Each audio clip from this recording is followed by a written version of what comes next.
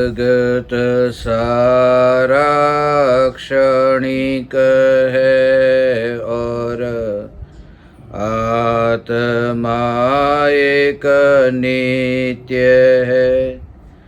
आत्मा का अनुभव बस एकमात्र नित्य है।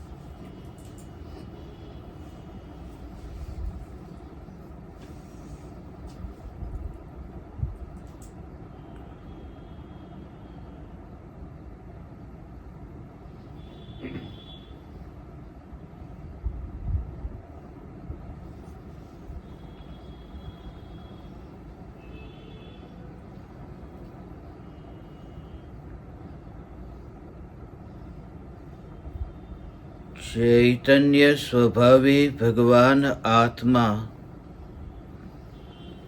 अनादि अनंत शुद्ध चैतन्य मात्र है, ज्ञान मात्र है। मैं शुद्ध चैतन्य मात्र, ज्ञान मात्र भगवान आत्मा हूँ। प्रति समय यह जागृति बनी रहे, इस जागृति का नाम धर्म है। देह की प्रत्येक क्रिया के काल में और विकल्पों के बहते प्रवाह के काल में ज्ञानी को प्रति समय यह जागृति रहती है कि मैं चैतन्य तत्व इस देह की किसी भी क्रिया में और विकल्पों के बहते प्रवाह में कहीं भी मिला नहीं हूँ। ऐसा शुद्ध चैतन्य तत्व मैं हूँ। प्रति समय स्वयं की शुद्ध चैतन्य सत्ता का बोध आत्म जागृति ही धर्म है। चैतन्य तत्व की स्व संवेदन प्रत्यक्ष निर्विकल्प अनुभूति होते ही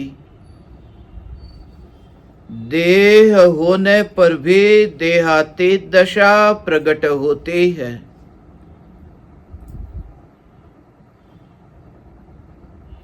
चैतन्य तत्व की निर्विकल्प अनुभूति होते ही विचार करने पर यह एहसास होता है कि हम देहधारी हैं। ऐसी जिन ज्ञानियों की दशा है कि स्वरूप में डुबकी लगते ही चैतन्य महल के पड़ोस में बनी हुई राख की दीवार का विकल्प तक उत्पन्न न हो। चैतन्य तत्व की परिपूर्णता की ऐसी अनुभूति हो कि उस अनुभूति में देह के विकल्प के लिए अवकाश भी न हो। मीठे रस से भरे हुए शक्कर के दाने में इतना भरपूर, इतना घनत्व है कि बाहर का नमक उसके भीतर प्रवेश नहीं कर सकता। जब चैतन्य तत्व की परिपूर्णता की ऐसी अनुभूति होती है, उस अनुभूति में विकल्प का प्रवेश नहीं होता। और ऐसी जो चैतन्य तत्व की अभेद स्वसंवेदन प्रत्यक्ष निर्विकल्प अनुभूति कि जहाँ पर जग की जनसंख्या सिर्फ 1 हो गई, अब और कुछ भी न दिखे, ऐसी दृष्टि का नाम सम्यक दृष्टि है। क्योंकि जग दिखता होने पर भी जग नहीं दिखाई देता। जग को जानने वाली ये जो चैतन्य सत्ता जो प्रति समय अनुभव में आती है, और अनुभव लक्षण से यह पहचान हुई, इस वजह से इंद्रियों के परमाणु ये अब सहायक नहीं लगते। इसलिए परम कृपालु देव श्रीमद् राजचंद्र जी की ऐसी दशा थी। आज अंग्रेजी कैलेंडर के अनुसार परम कृपालु देव का समाधि दिन का ये जो विशेष प्रसंग है, परम कृपालु देव की उस भीतर की अंतर की परिणति की निर्मलता से, परम कृपालु देव को देह के परमाणुओं से किस प्रकार से भेद विज्ञान बना रहता था, उसके बारे में कुछ गहराई से आज हम चर्चा करेंगे। परम कृपालु देव देहधारी थे, गृहस्थ थे, मगर परम कृपालु देव की जो मान्यता थी वह मान्यता अलौकिक थी, वो लोकोत्तर थी। आज तक तुमने सुना है कि यदि तुम अपने को ऊंची जाति वाला मानो और दूसरे को नीची जाति वाला मानो तो उसका अपमान करते हो। यदि तुम अपने को बनिए मानो और किसी को नीची जाति वाला मानो कि ये कोई मजदूर है, ये कोई नौकर है, नौकरानी है, और मैं बड़ा सेठ हूं, तो अपमान किया, ये अपमान किया। ऐसा अपमान करने वाला अधर्मी। परम कृपालु देव ये नहीं कहते। परम कृपालु देव ये कहते हैं, जब तक तुम ये मानते हो कि मैं मनुष्य हूं, तब तुमने त्रिकाली ध्रुव परमात्मा का घात कर दिया। चाकू लेकर के किसी के पेट में वह चाकू घुसा देना, वह इतनी बड़ी हिंसा नहीं है, वह तो पंचेंद्रिय की हिंसा है। मगर स्वयं को देह स्वरूप माना और अतीन्द्रिय चैतन्य परमात्मा स्वरूप न मानना, ये अतीन्द्रिय का घात है। और अतीन्द्रिय के घात के परिणाम से ही तो ये अनंत संसार है। जब ये चैतन्य परिपूर्ण परमात्म तत्व ऐसी अनुभूति हो, तब स्वयं को मनुष्य मानना बंद कर देता है। वास्तव में तो मनुष्य पने में ही अपना विस्तार दिखता ही नहीं है। इसलिए बाहर के जगत में जो भी दिखाई देता हो, ज्ञानियों का चलना, बोलना, बैठना, उठना, मगर भीतर में वे चलते नहीं हैं। वो अचल सत्ता उनकी दृष्टि में है, जो अपने चैतन्य स्वरूप से भी विचलित नहीं होती, ऐसी अचल सत्ता उनकी दृष्टि में है। ज्ञानियों की ऐसी दृष्टि है कि ये देह के परमाणु मेरे भीतर में जो अनुभूति हो रही है, उस अनुभूति में कहीं पर भी नहीं। इसलिए असारता, इंद्रियों के परमाणुओं को लेकर के साक्षात चैतन्य सत्ता अब अनुभव में नहीं आ सकती, तो फिर इन परमाणुओं की महिमा भी क्या।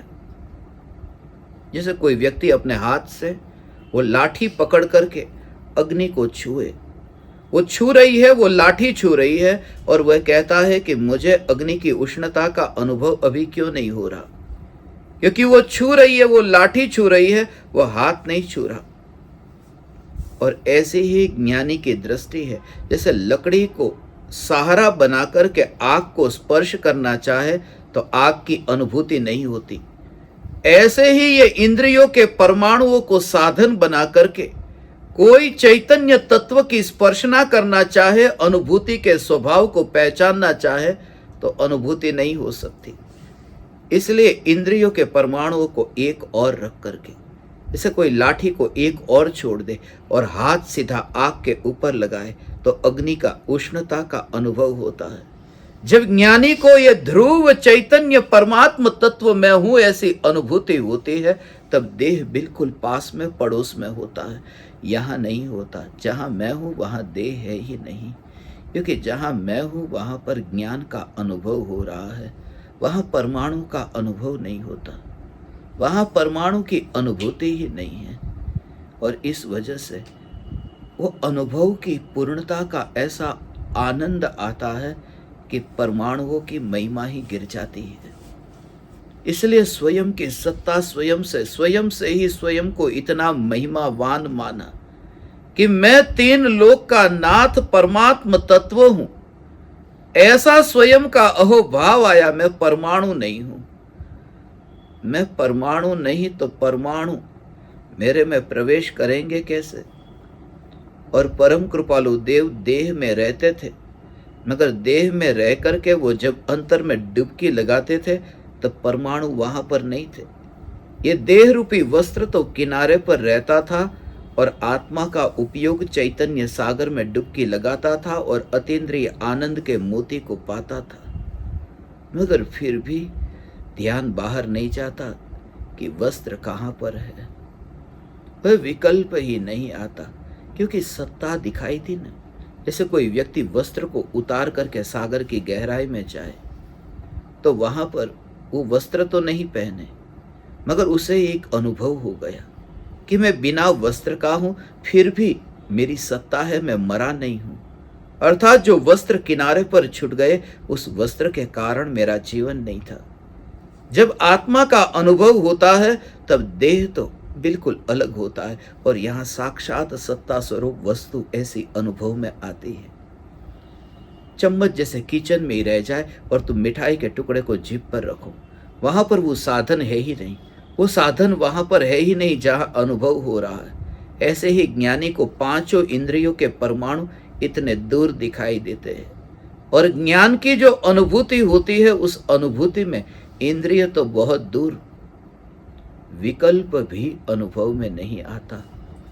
विकल्प का भी अनुभव नहीं, एकमात्र चैतन्य चैतन्य चैतन्य की अनुभूति। इसलिए तो विकार से शिकायत नहीं रही।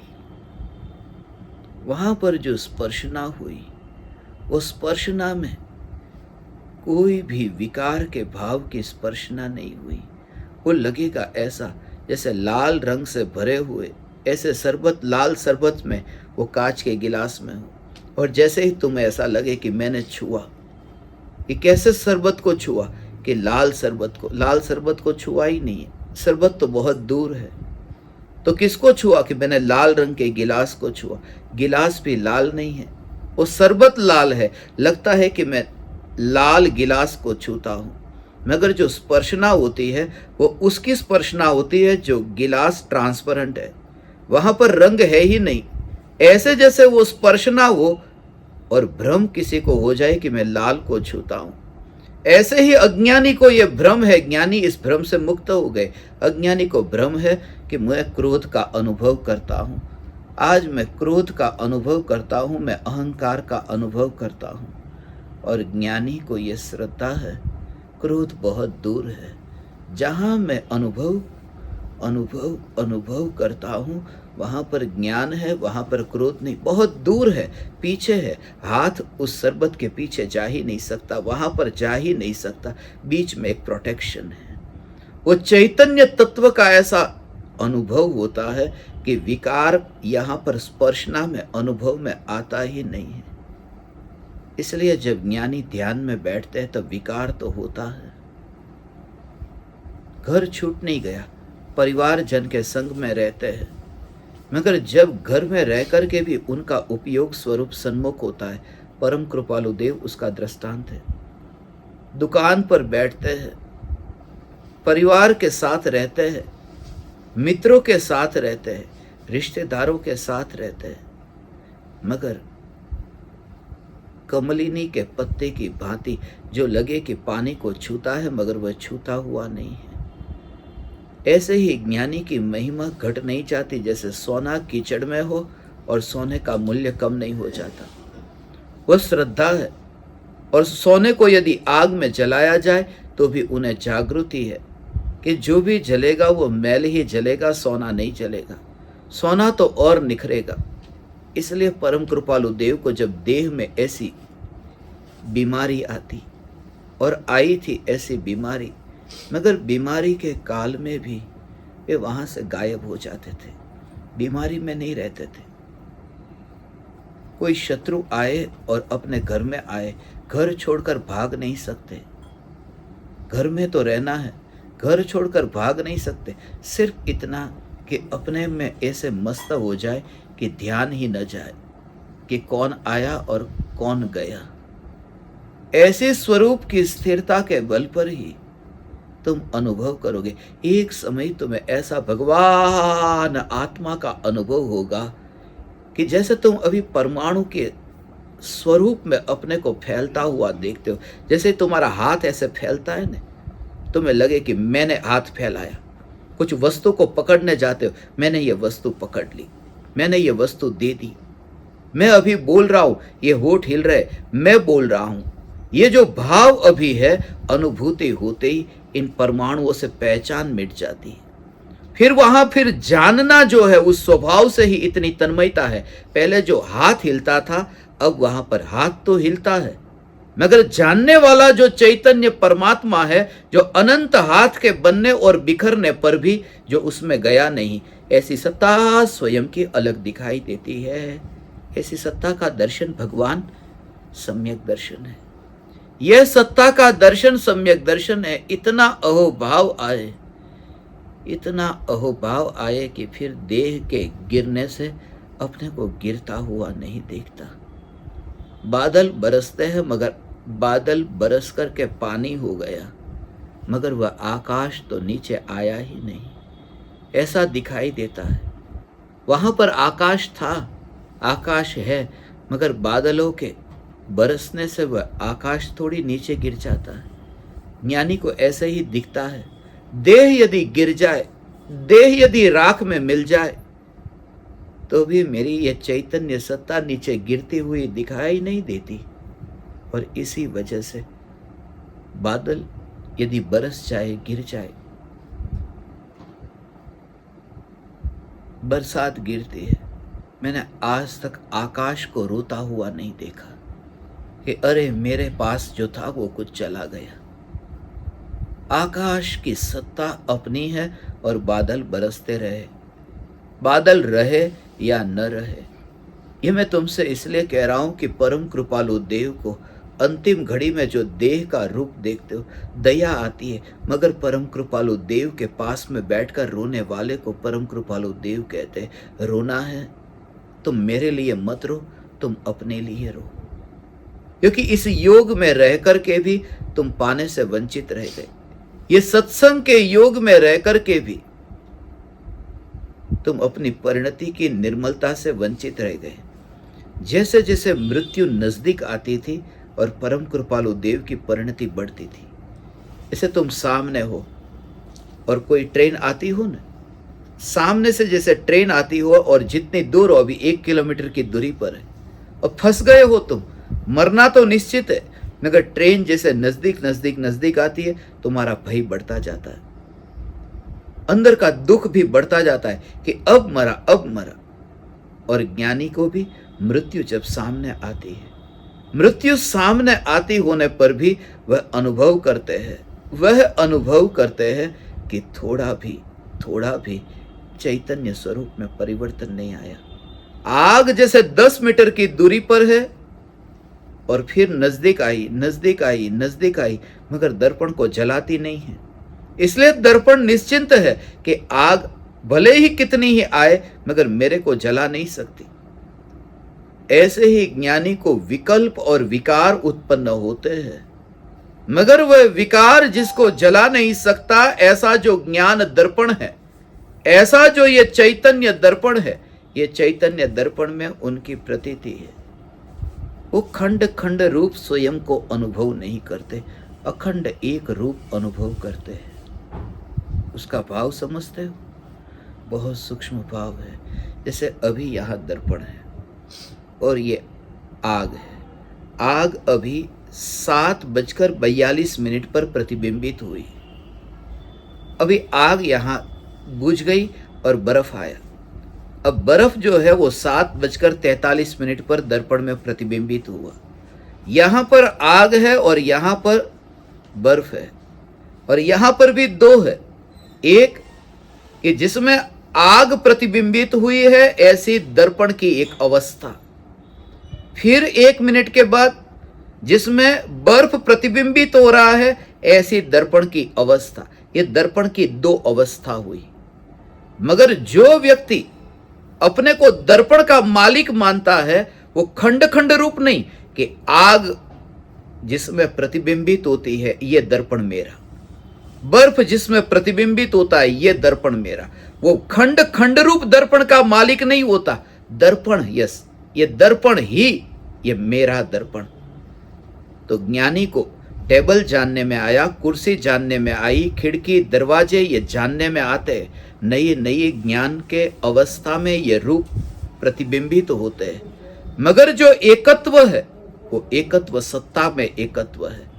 खंड खंड रूप ज्ञान की अवस्था में भी जो तन्मय नहीं होते और चैतन्य की अखंड सत्ता में जिनका एकत्व है,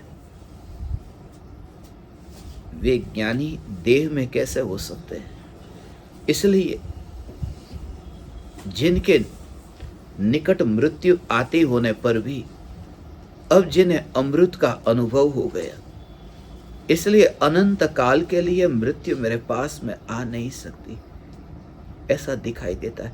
जैसे 4 बजे आत्मा का अनुभव हुआ ना, तो ये अनुभव में आया कि मैं तीनों काल में टिक कर के रहने वाला चैतन्य परमात्मा हूं। ये जो अनुभव में आया, अब अनुभूति छूट गई, अब बीमारी आई, ऐसी बीमारी आई कि अब परिवार जन रोते हैं कि अब मृत्यु आने वाली है, अब ये मौत आएगी, परिवारजन रोते हैं और ज्ञानी सुनते हैं, मगर सुनते समय उनकी श्रद्धा ये स्वीकार नहीं कर पाती, क्योंकि जो अनुभव में आया था 4 बजे वो अभी श्रद्धा में से छूटा नहीं है। अनुभव में आया था 4 बजे, वह जो त्रिकाल सत्ता स्वरूप, वह जो अनुभव में आया, उन्होंने कल भी अपने को देखा, परसों भी अपने को देखा, मौत कल आने वाली है।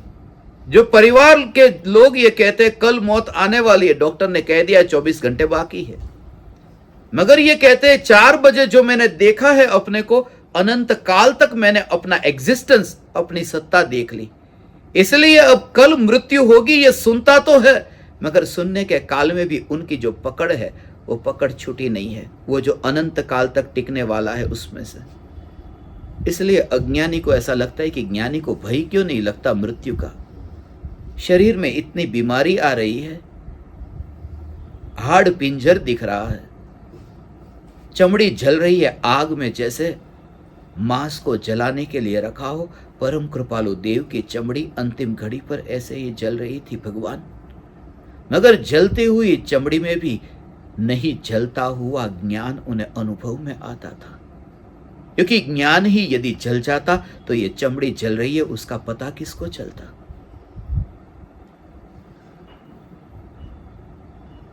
उस समय वे देह होने पर देहातीत है। परम कृपालु देव की जो दशा थी, बस ऐसी दशा हे ज्ञान दीपक तुम्हारी प्रकट हो।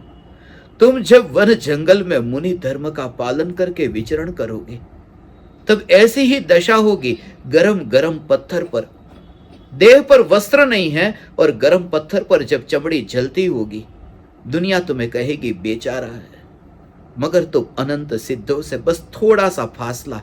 इसलिए मैंने आज कहा, अनंत परिभ्रमण की जो किताब है, उस किताब में से आज परम कृपालु देव का उस किताब में से एक पन्ना दूर हो गया था, एक भव और चला गया, कम हो गया। ये किताब में से एक पन्ना और कम हो गया, अब एकावतारी हो गए। उन्हें पता ही नहीं कि बाहर में क्या हो रहा है। सारे जीवन पर जिनकी चिंता करते करते मर जाते हैं, ये बेटा मेरे साथ रहेगा, ये परिवारजन मेरे साथ रहेंगे, ये धन संपत्ति मेरे काम में आएगी, मगर जब यहां से वो जाता है कुछ भी काम में नहीं आता। पूरे जीवन भर हाथ में कुछ भी नहीं जाता, गवाता है तो पाने का अवसर गवाता है। और अभी वह मृत्यु आई नहीं, इससे पहले ही, मौत से पहले ही तुम्हें परम कृपालु देव जैसी अनुभूति हो। गरम गरम आग में भी तुम्हारा शरीर गिरता हो। पूज्य गुरुदेव श्री कांजी स्वामी कहते हैं, आग में ऐसे शरीर को गिरता हुआ देखो, शरीर को गिरता हुआ देखो, जलता हुआ देखो, और जलता शरीर दिखाई दे और उस समय भी तुम्हें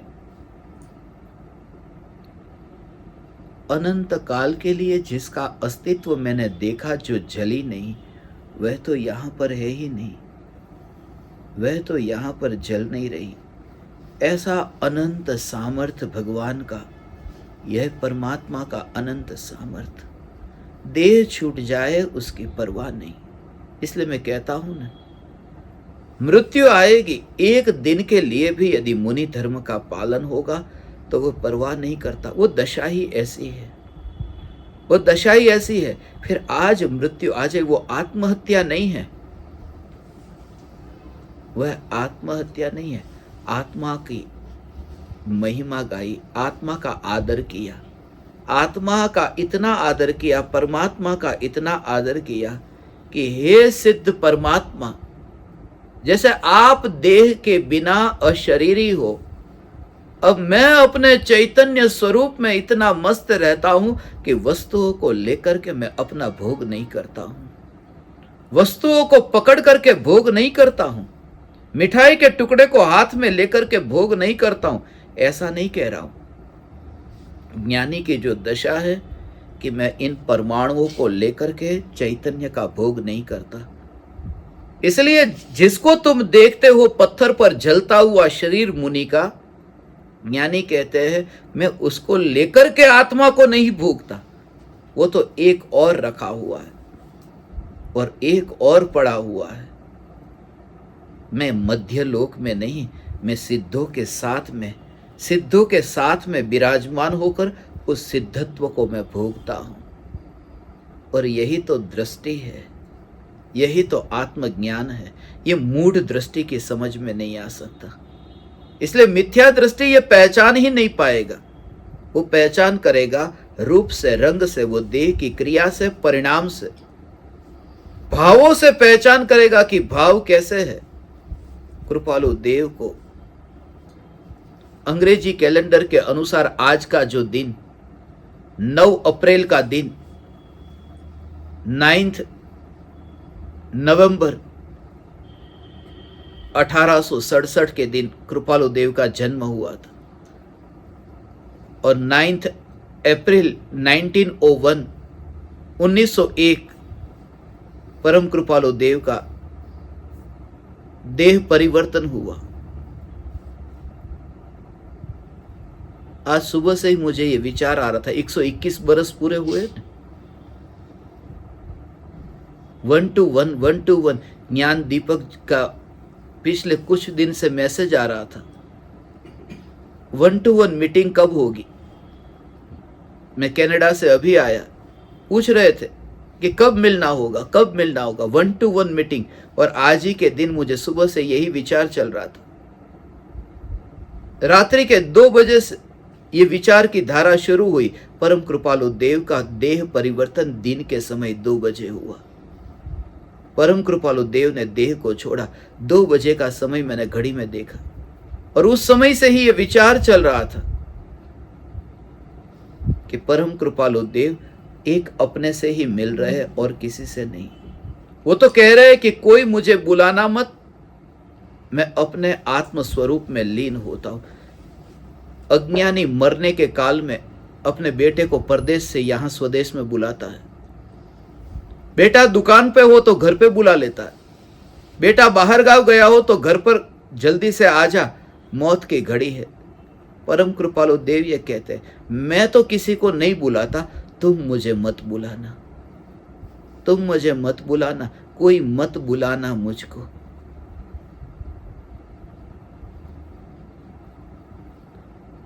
चोरी मत करना, बेईमानी मत करना, मैं लूटने न दूंगा अपना धन।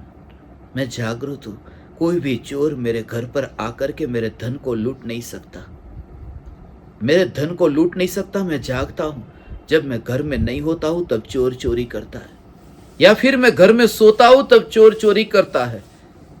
मैं अपना धन लूटने न दूंगा। और धन कौन सा? परम कृपालु देव ये कहते हैं ये जो उपयोग है, ये जो ध्यान है, वो ध्यान ही धन है। उस ध्यान को धन कहा, उस धन को मैं लूटने न दूंगा, मेरा ध्यान मैं तुम्हारे पास जाने न दूंगा, मेरा ध्यान मेरे में ही रहेगा, मेरा वैभव मेरे पास रहेगा।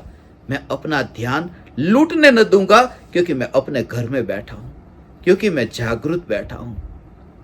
इसलिए कहा कोई मत बुलाना मुझको, क्योंकि जैसे ही तुम बुलाओगे आपकी तबीयत कैसी है, कृपालु देव का ध्यान आपकी ओर जाएगा। और ध्यान दो नहीं है, अटेंशन एक समय में एक ही है। और अंतिम घड़ी में वही तो विचार आता है, वही तो भाव आता है जो जीवन भर किया। इसलिए मैं आप ज्ञान दीपकों को जो कहता हूं, अभी से यदि बीजारोपण किया है तो अंतिम घड़ी में वही भाव आएगा। चैतन्य चैतन्य चैतन्य चैतन्य चैतन्य की ही धारा, ऐसी ही ज्ञान की धारा। देह जलता होगा, देह में से खून निकलता होगा, मगर खून को जाता हुआ देखता हो, मगर ज्ञान को वहां खून के साथ में बहता हुआ नहीं देखता हो। वह देखता है कि ये जो खून टपक रहा है, वो टपकते हुए खून को जानने वाला यदि वहां टपक जाता तो ये अनुभव किसको हो रहा है? ये अनुभव जिसको हो रहा है वो वहां टपक नहीं रहा। इस वजह से ही तो देह क्षीण होता है। जीर्ण शीर्ण होते देह को देखते हुए परम कृपालु देव अब विचरण करने के लिए निकल गए। ऐसी दशा थी परम कृपालु देव की, ऐसी दशा थी परम कृपालु देव की। जैसे कोई व्यक्ति अपने घर में कपड़े को अलमारी में बंद करके गया। ये विचार मुझे आया, मैंने एक कमरे में अलमारी में एक जोड़ी कपड़े रखे थे। कमरे में आग लग गई, मैं नहीं था, कमरे में आग लग गई और कपड़े वो जल गए। मुझे पता ही नहीं था वो कपड़े जल गए। और मैं जहां पर था मैं घूम रहा था, मैं आनंद ले रहा था, मैं मिठाई खा रहा था। मुझे पता ही नहीं जिस कमरे में अलमारी में वो कपड़े रखे वो कपड़े जल गए। मुझे गर्मी का अनुभव ही नहीं हुआ। मैं तो घूमने के लिए, मैं एक अलौकिक शहर के लिए ऐसे ही निकल गया था, घूमने के लिए चला गया था। परम कृपालु देव ये कहते हैं, ये देह को मैंने उस दृष्टि से देखा है जैसे अलमारी में पड़ा हुआ कपड़ा हो और जलता हो, मगर मैं अलमारी में नहीं, वो कपड़ा आग लगने से जलता हो, मगर मैं पहले से ही बाहर निकल गया हूं। और बाहर निकल गया हूं क्या, मैं पहले से ही देह में गया ही नहीं हूं। मुझे पता ही नहीं है कौन सा कपड़ा। मैं त्रिकाल चैतन्य परमात्मा परमात्मा परमात्मा परमात्मा, ऐसा अहोभाव, ये परमात्मा तत्व का अहोभाव आते ही अब सांसें रुक जाती हूं।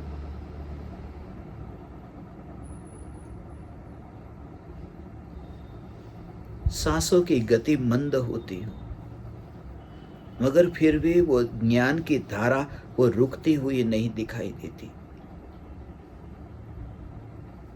वो परिणमन जो ज्ञान का हो रहा है वो निरंतर होता है। सांस की गति ठहर गई, वो ठहर गई। पहले सांस तेज चल रही थी, अब सांस थोड़ी मंद होने लगी, उसकी गति कम होने लगी। तो ये पता चला ना, पहले बहुत तेजी से सांस चलती थी, अब कम हो गई, अब तो मौत और नजदीक है। अब सांस छूट गई, ऐसा लग रहा है। परिवर्तन आता हुआ दिखता है ना। वो परिवर्तन आ रहा है, वो जानने वाला कौन है? वो यहां पर ज्ञान की धारा जो बह रही है उसमें प्रतिबिंब पड़ता है। वहां पर भी परिवर्तन आया और यहां पर भी परिवर्तन आया, मगर यहां पर वो धारा, वो जो चांद है जो दूज का है, फिर तृतीया का है, फिर चतुर्थी का है, वो चांद में परिवर्तन आया। और पानी जो बह रहा है उस बहते पानी के प्रवाह में वो चांद का प्रतिबिंब पड़ा। और पानी की धारा बहती रही, वो धारा वो रुकी नहीं कि अरे अब ये पूर्णिमा से फिर ये अमावस की ओर जो चांद जा रहा है, तो पानी थोड़ा अपने प्रवाह को रोक दे, उसे कोई लेना देना नहीं है। ऐसे ही ज्ञानी को देह में परिवर्तन आता है, मगर ज्ञान की धारा रुकती ही नहीं, वो निरंतर प्रवाहित होती, ये अनुभव में आती है। और एक बात कि वह जो ज्ञान की धारा प्रवाहित होती है, जो पानी प्रवाहित हो रहा है जिसमें चांद का प्रतिबिंब पड़ता है, उस प्रवाह में भी प्रवाह का विकल्प नहीं। जो व्यक्ति प्यासा है, पानी को जैसे ही अपनी अंजुली में उठा करके पीता हो, उस समय उसे कितना विकल्प आता है कि चांद दूज का प्रतिबिंबित हो रहा है या चतुर्थी का, या फिर पानी बह रहा है या नहीं बह रहा। जिस व्यक्ति को प्यास लगी है वो सिर्फ पानी का अनुभव करता है, उसे भाव ही नहीं आता, विचार ही नहीं आता, विकल्प ही नहीं आता कि पानी कैसा, प्रतिबिंबित कौन हो रहा है, बह रहा है या नहीं बह रहा है, कुछ नहीं, सिर्फ प्यास छिप गई। हे चैतन्य परमात्मा, ये जो देह निरंतर पलट रहा है, अब बीमारियां बढ़ रही है, और ज्ञान के निरंतर बहते प्रवाह में ये बीमारी जानने में भी आ रही है, मगर वो अंदर घुसी नहीं है। चांद पानी में घुस नहीं गया, बहुत दूर है।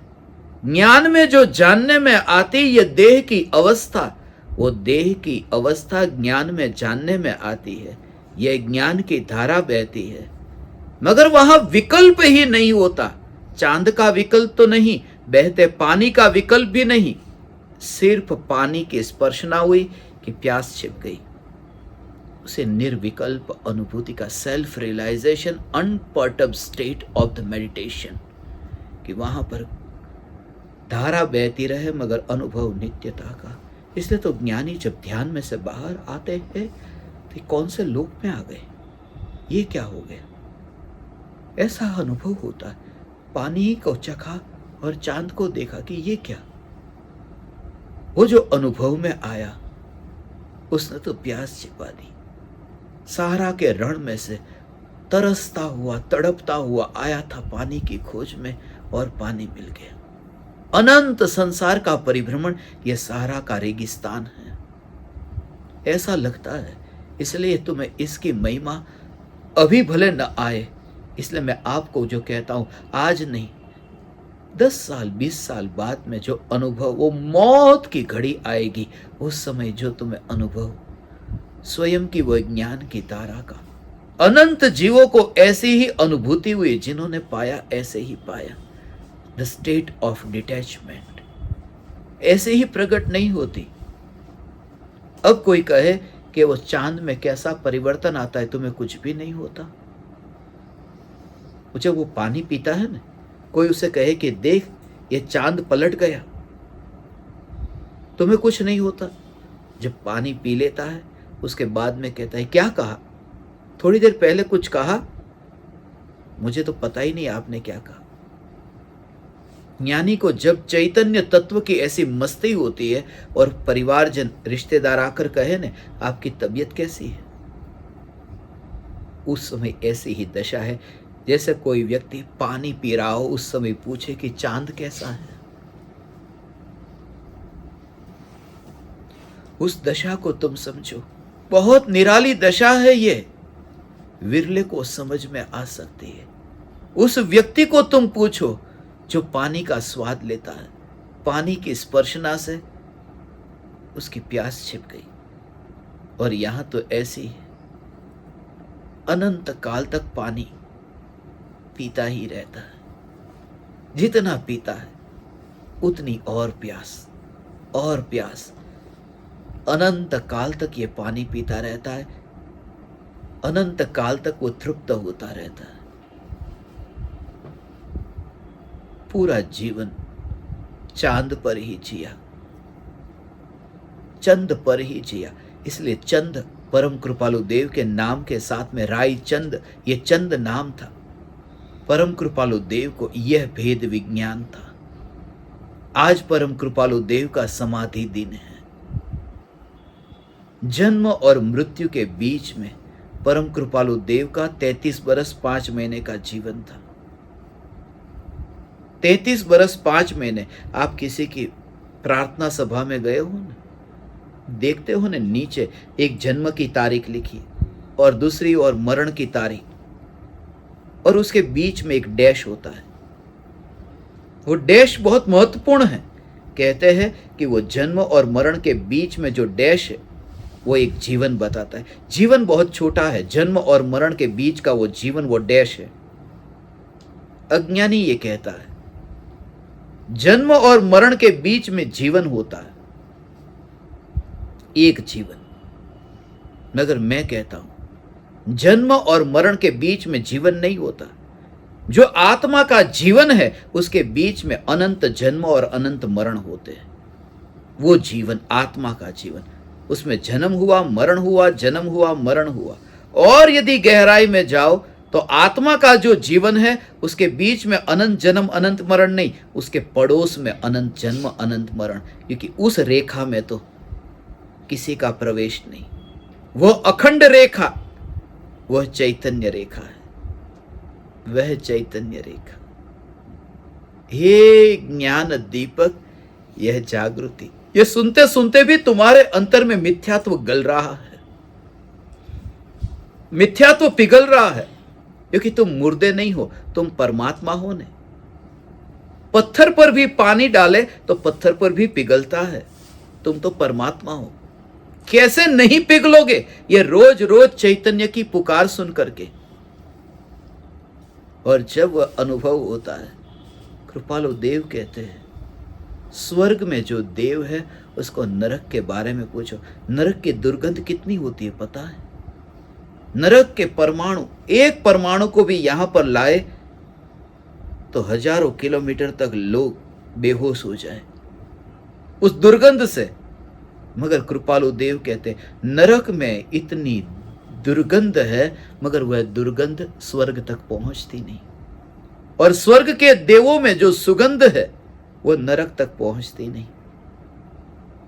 भाव तुम समझे? नरक की दुर्गंध स्वर्ग तक नहीं पहुंचती।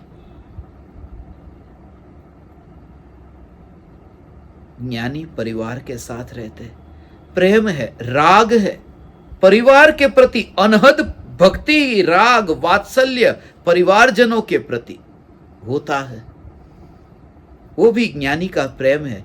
मगर ये नरक की दुर्गंध मेरे पास नहीं आती। ये प्रेम भी ज्ञानी को अपने निकट नहीं आता दिखता, क्योंकि बदलता दिखाई देता है। इसका ठिकाना क्या? रूठ जाना, रूठना और मनाना। प्रेम में ये होता है ना, प्रेमी प्रेमिका को देखते नहीं। जितना झगड़ा प्रेमियों के बीच में होता है उतना और किसी के बीच में नहीं होता। क्यों? क्योंकि ये लगता है विपरीत, प्रेम और नफरत विपरीत लगता है, मगर है साथ में ही। वो उसी का रूप है। जो घड़ी का पेंडुलम बाई दिशा में गया है और फिर वो जो दाई दिशा में जाता है, वो दाई दिशा में जाने वाला पेंडुलम कोई दूसरा नहीं है, वही है। जो प्रेम की ओर जाता है वही नफरत की ओर जाता है। जो रूठता है उसको ही मनाते। ये रूठना मनाना, रूठना मनाना, इसलिए ज्ञानी को यह दिखाई देता है। होता है ज्ञानियों के ऐसे, और इसलिए तो अनित्यता दिखाई देती है। थोड़ी देर पहले तो रूठ गए थे, फिर अब मान गए, फिर थोड़ी देर बाद रूठ गए। ये जो अनित्य है वो मैं नहीं, ये भाव मैं नहीं, ये नरक की दुर्गंध है जो स्वर्ग तक पहुंचती ही नहीं, मेरे तक पहुंचती नहीं है, ये मेरे तक पहुंचती नहीं। ऐसी ये दृष्टि पहले से ही देखो, उतना दूर से देखना। सिकंदर जब भारत आया था, सिकंदर को वहां के लोगों ने कहा था तुम भारत जा रहे हो ना, वहां से कुछ लेकर आना। सिकंदर ने बोला क्या लेकर के आऊं बताओ।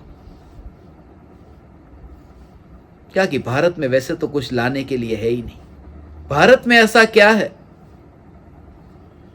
जो कोई लेकर के परदेश में जाए? मगर एक बात बताइए कि भारत में कुछ ऐसा है जिसको लेकर के आया जा सकता है। भारत के सन्यासी, संत को लेकर के आना। और सिकंदर की मुलाकात हो गई एक संत के साथ। देखते ही सिकंदर ने कहा, अब मौका आया है। अपने पुराने मित्रों की याद आई थी, जिन्होंने कहा था कि भारत जा रहे हो, लेकर आना, भारत में से एक संत लेकर आना। सिकंदर ने उस संत को देखा और कहा, चलो मेरे साथ। उस संत ने सुना ही नहीं, फिर कहा, चलो मेरे साथ, सुनते नहीं हो। उस संत ने कहा कि जब से अपना सुनना शुरू कर दिया है, दूसरों का सुनना बंद कर दिया है, वे सुनते नहीं हो। निकाली सिकंदर ने तलवार। उस संत ने कहा, तलवार को अंदर रख दो, ये बच्चों के खेल है, इसे अंदर रख दो। सिकंदर को बहुत गुस्सा आ गया। उसने कहा, देखिए तलवार, अभी गर्दन निकाल दूंगा, उखाड़ के फेंकूंगा गर्दन तुम्हारी, जाएगी गर्दन तुम्हारी उतनी दूर, देखो। उस संत ने सिकंदर को कहा, कहां जाएगी उतनी दूर? मुझे तो अभी वह गर्दन उतनी दूर दिखाई देती, वह जो ऐसा यह देह है उतना दूर दिखाई देता है। मैं यहां हूं ही नहीं जहां तुम देखते हो। मैं बोल नहीं सकता। ये कोई पड़ोसी, ये कोई परमाणु, मेरा यहां आना हो ही नहीं सकता। मैं नीचे गिर नहीं सकता।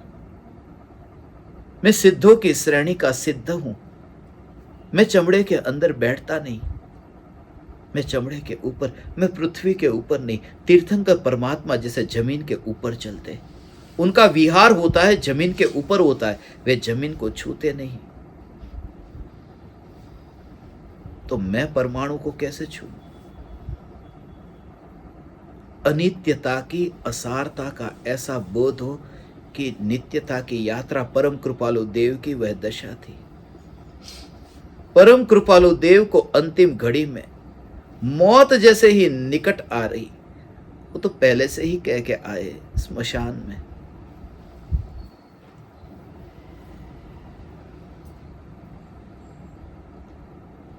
थोड़ी देर में आ रहे हैं,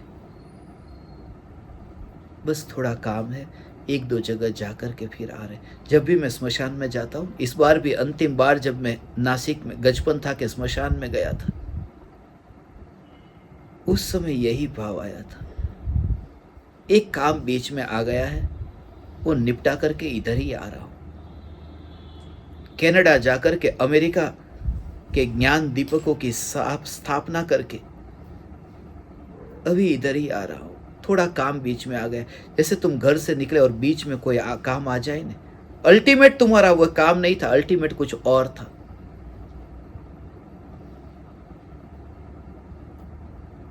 इसलिए वेटिंग में ऐसे दिखाई दे। अपॉइंटमेंट लेकर के रखियो ने, वेटिंग में दिखाई दे। जैसे परदेश में ऐसा करना पड़ता है, मुर्दे को तात्कालिक नहीं चलाते, 72 घंटे बाद, 96 घंटे बाद वे लोग खोज करते कि कुछ ना कुछ अभी उसमें जीवन आ जाए।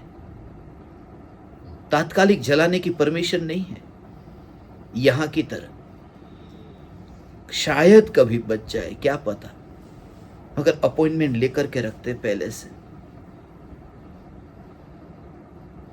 अपॉइंटमेंट लेकर के रखते हैं। ऐसा दिखाई देता है। पड़ोस में कोई रहता है, उसके लिए थोड़ी हेल्प कर दो, उसकी अपॉइंटमेंट लेकर के रखो। पड़ोस में ये पड़ोसन जो रहती है, उस समय वो दृश्य मुझे दिखाई देता। स्मशान के अंदर जब चिता के ऊपर मैं लेटता हूं, उस समय चिता के ऊपर जब मैं लेटता हूं, वह दृश्य, सिद्ध कैसे मुर्दे के भीतर आ सकता है। जिस समय तुम्हें वह अनुभव होगा, सिद्ध मुर्दे के भीतर कैसे जा सकता है, नीचे कैसे उतर सकते। गुब्बारा जो गैस से भरा वह तो ऊपर की ओर जाता है, मगर यह उल्टा कैसे हो रहा है। इसलिए जब भी मैं ध्यान में से बाहर आऊं और ये देखूं कि सिद्ध अभी चिता के ऊपर कैसे, मगर दिखाई ही नहीं देता। चिता के ऊपर तो मुर्दा ही दिखाई देता है। ये मुर्दा ही दिखाई देता है। इसलिए यही विचार, मुर्दा अपने आप लकड़ी को उठा करके लकड़ी को ओढ़ता नहीं। जब मैं रात को लेटता हूं और कोई मुझे ओढ़ाए, मैं ऐसे ही देखता हूं मुर्दा खुद तो चादर ओढ़ता नहीं, कोई दूसरा उस पर लकड़ी डालता है। मगर मैं वहां नहीं हूं, मैं हर बार तुमसे बोलता नहीं हूं, मगर भीतर में जो चैतन्य तत्व विचार की धारा, वह धारा हे ज्ञान दीपक तुम्हें प्रकट हो कि देह की क्रिया के काल में और तुम्हें दिखाई दे। रात को सोते समय भी तुम जब चादर उठाओ जैसे मुर्दा ही अपने आप, ये क्या चमत्कार हो रहा है। मगर परमात्मा नहीं है, मैं उस देह से दूर हूं।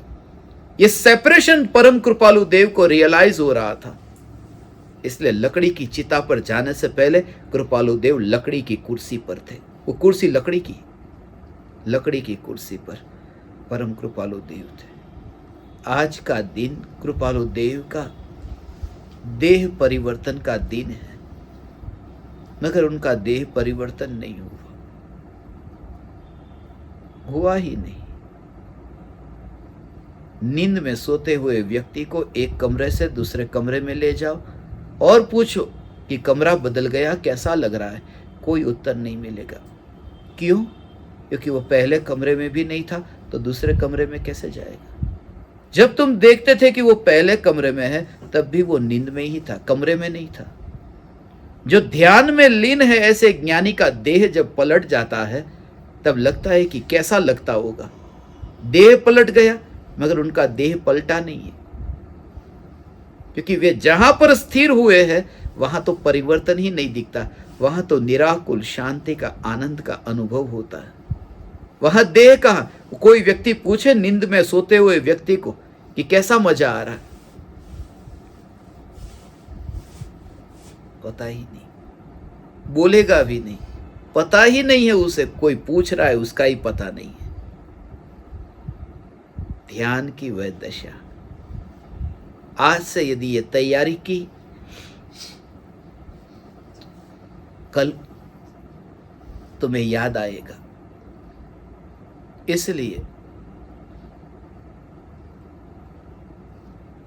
मैं 2 दिन के लिए यहां अभी दिल्ली में हूं।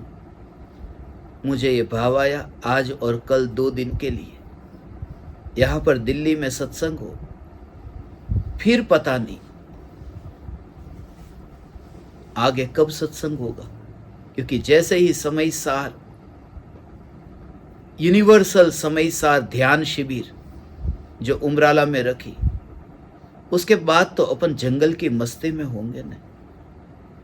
और ज्ञान दीपकों को मैंने जो चुना है, बस ऐसे ही उधार लौटा दो। थोड़ी देर के लिए जो ऊपर आया, जैसे गाड़ी चलती है ना, पीछे धूल थोड़ी देर उड़ती है, मालूम है, धूल उड़ती है, फिर वो धूल नीचे बैठ जाती है। गजपंथा में मुझे ऐसा लगता है कि ये मिट्टी है, वही मिट्टी थोड़ी देर के लिए उड़ी है। ये शरीर और कुछ भी नहीं, जमीन की मिट्टी थोड़ी देर के लिए उड़ी है, मगर थोड़ी देर बाद फिर नीचे बैठ जाएगी। मगर वो जो रूप है, गाड़ी तो बहुत दूर चली गई, वो तो वहां है ही नहीं जहां धूल उड़ रही है। मैं चैतन्य परमात्मा, ये देह जो अभी पृथ्वी से उठा हुआ दिखता है, मगर उसी की जाति का है। उड़ने वाली धूल, वो मिट्टी, वो पृथ्वी की ही जाति की है, पृथ्वी ही है ऐसा दिखाई दे। मगर पीछे मुड़कर कौन देखता है? हम तो आगे की ओर देखते हैं। कौन देखता है पीछे कितनी धूल उड़ी है? इसलिए ज्ञानी जब चैतन्य की दिशा की ओर यात्रा करते हैं, लोक में 10 दिशा है, मगर 11वीं भी एक दिशा है, वह चैतन्य दिशा है। जो 10 दिशा है वह तो भटकाती है, एक ही दिशा है जो पहुंचाती है। लोक में जो 10 दिशा है, वह दिशा वह बाहर की है, वह यात्रा बाहर की है। एक ही दिशा है चैतन्य दिशा, वह भीतर की यात्रा है। तैयार हो एक ऐसे अपूर्व अनुभव के लिए। जितना भी कमाया है उसे भोगने का अब समय आया है। धन नहीं, धूल नहीं, परिणति की निर्मलता, उसे भोगने का अब समय आया।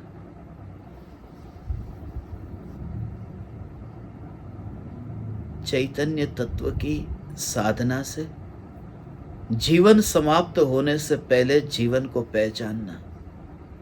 जन्म होते ही जीवन नहीं मिल जाता। जन्म होते ही हम समझ लेते हैं जीवन शुरू हो गया। बस जीवन निश्चित है, जन्म हो गया ना। जन्म होते ही जीवन निश्चित नहीं होता, जन्म होते ही मौत निश्चित हो जाती है। जीवन तो अनुभव से पाया जाता है। जीवन तो भीतर में डुबकी लगा करके पाया जाता है। जीवन तो जीवन की अनुभूति से पाया जाता है। इसलिए परम कृपालु देव उस समय भी जीवन का अनुभव करते थे। जिस समय परम कृपालु देव का देह अंतिम घड़ी पर यह बिखर रहा था, अपॉइंटमेंट ले ली गई थी, स्मशान की ओर देह जाने के लिए तैयार था।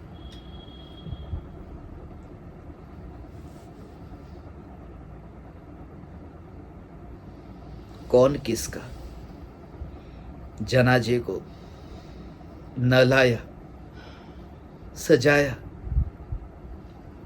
स्मशान में ले गए। फिर अपने ही परिवार के लोग पूछते हैं, अपने ही रिश्तेदार पूछते, कितना समय और लगेगा? और किसके पास समय है?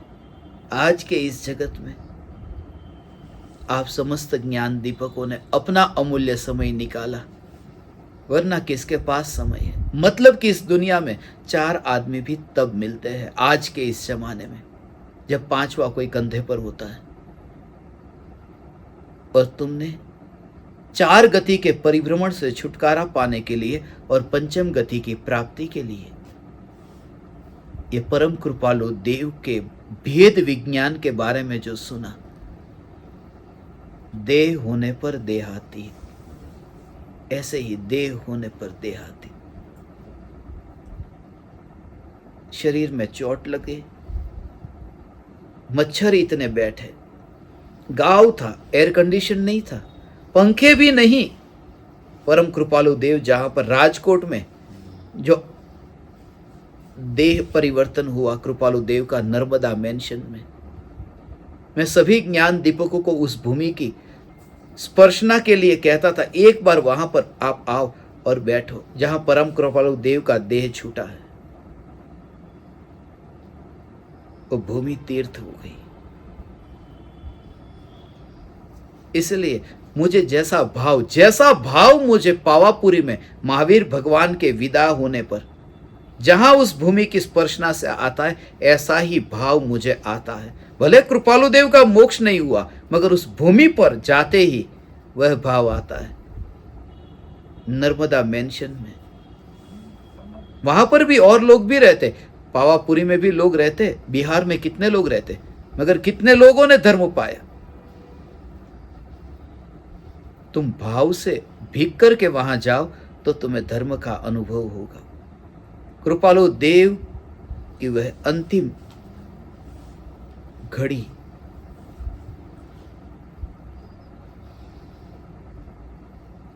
सौंप दिया था पहले से ही, ऐसे ही सौंप दिया था। दूसरा ऐसा, लोग कहते हैं ब्लड का डोनेशन देना चाहिए या नहीं, मांस का डोनेशन, खून का डोनेशन, ये तो सुपात्र जीवों को योग्य वस्तु का डोनेशन दो। खून का, मांस का, हड्डी का, आंख का ये ऑपरेशन नहीं होता, ये दान नहीं होता। परम कृपालु देव दान नहीं देते।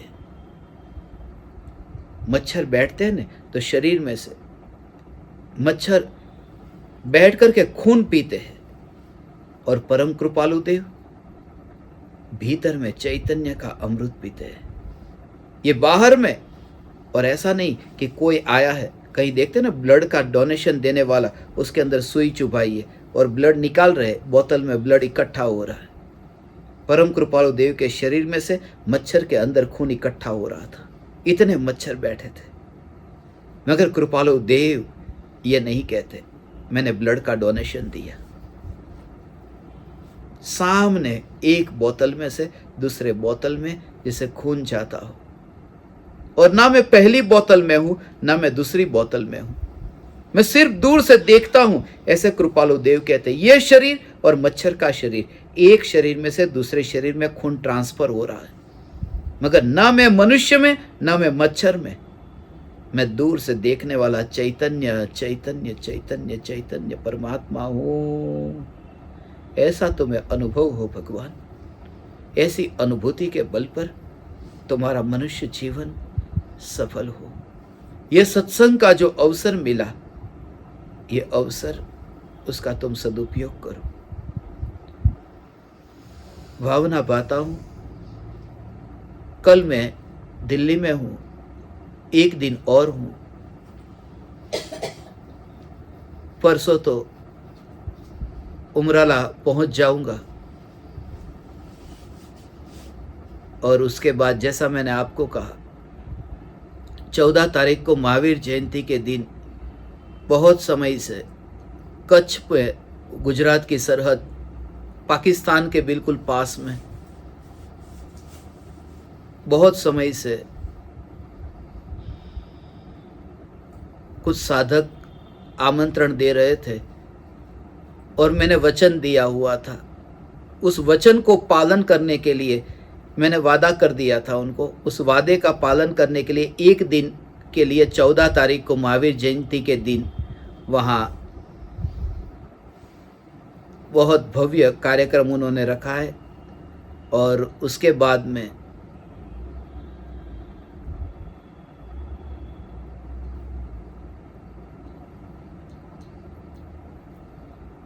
एक तारीख से 5 तारीख तक उमराला में यूनिवर्सल समयसार ध्यान शिविर, जो ध्यान के बारे में भ्रांति है उसका ऑपरेशन करना है। पलाठी लगाकर बैठो, सांस को केंद्रित करो, आज्ञा चक्र, तरह तरह के चक्र, शरीर की स्थिति, रीढ़ की हड्डी सीधी हो, आंख बंद हो, सुबह करे, दोपहर करे, शाम करे, कौन से काल में करे, कहाँ बैठे, पूरब में बैठे, पश्चिम में बैठे, तरह तरह की जो मिथ्या धारणा है, तरह तरह की मिथ्या धारणा, वो धारणा से मुक्त होने के लिए शिविर है। छोटी छोटी बातों में कहां कहां पर हम फंस जाते हैं। मुझे नाखून काटना था, आज नाखून किसी ने नहीं काटने दिए, आज शनिवार है। ऐसे लोगों का ऑपरेशन करने के लिए शिविर है।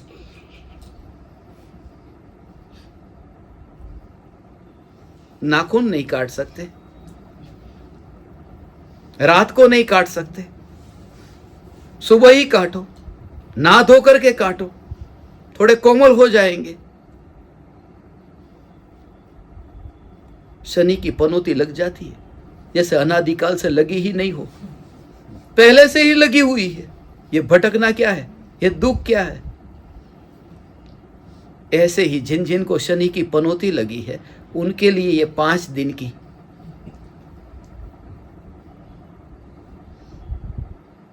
शिविर का आयोजन किया है।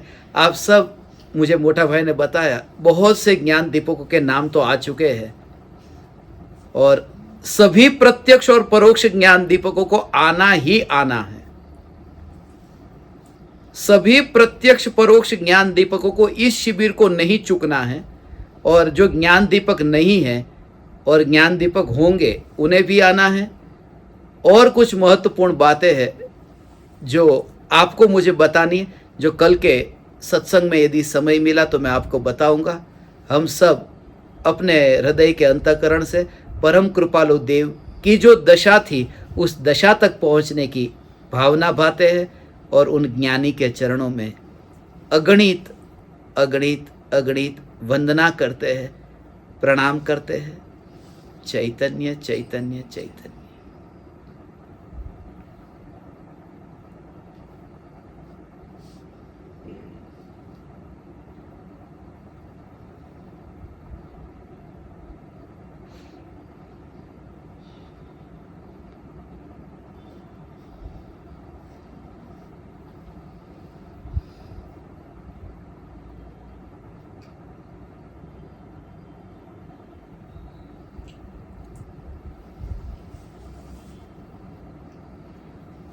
अहो अहो श्री सद्गुरु करुणा सिंधु अपार, इस पामर पर प्रभु किया आहो आहो उपकार, आहो आहो उपकार। देह सहित जिनकी दशा, वरते देहा